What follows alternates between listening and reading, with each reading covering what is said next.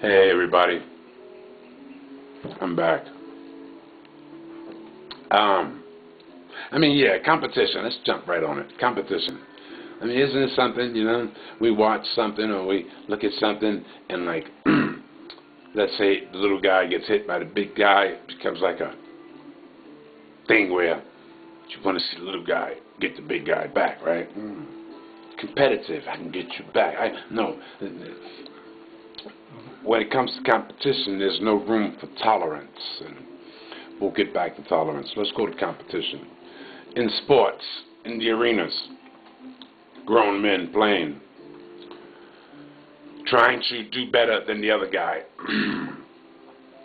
Gotta do better, focused on being better, even praying to God when they complete or score, because they feel that, you know what, this is important. I please my God by being better than somebody else. Well, let's get off the competition, especially for young men whose skin absorbs God's sun.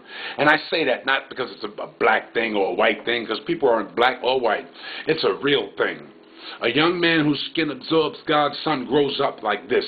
He goes to elementary school where they eliminate his mentality, his very own imagination and ability to think, and give him a story.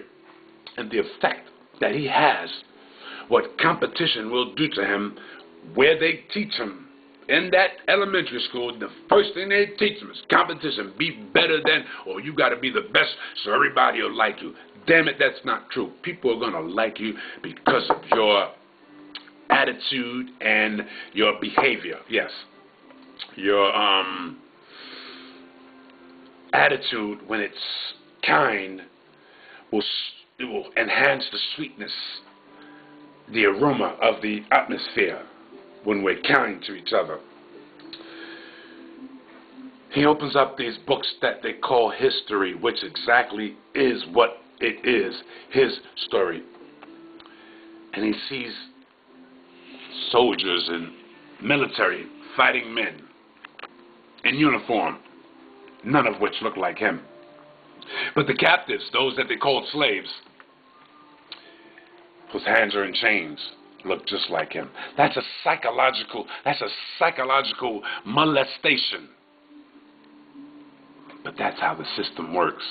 So when you want your kid to go and play the game, you need to teach them that the most important game, while taking them to play this game in sports where he competes against other kids that he'll probably grow to hate or love in some infatuated way due to competition and how good he is at what he's done or his accomplishments. He's got to know that there's a real game being played, and it's played on his mind. No matter where he goes, it will follow him.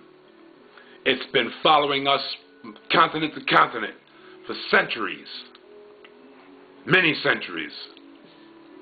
This stigma they place upon, assassinate your character, make you think you're less than. But then, if you do get into competition and you happen to be good, you start to think you're better than just because you're doing something good for them, and you no longer realize you need to do something good for yourself. Sports, I'm done with sports.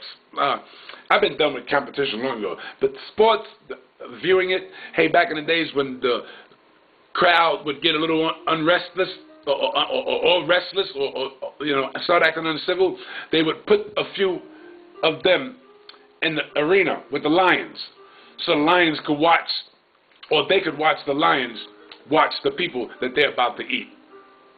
So it had a way of soothing and calming while scaring those viewing, so they calmed down. They weren't much of a problem for the king anymore. Those same arenas, stadiums now, they have one in Atlanta, they have one in New York, they have one in all the big cities. Yeah. And that's where they take you, to put you to sleep. Same way when you watch that television, which is a whole other story. It's called the electronic reproduction of life, telling you how to live. So my point with all this other jibber jabber I'm saying is, be careful how you put your kids out there, man. And teach them that competition isn't the key in this world condition. You guys be good. Enjoy the rest of the stay.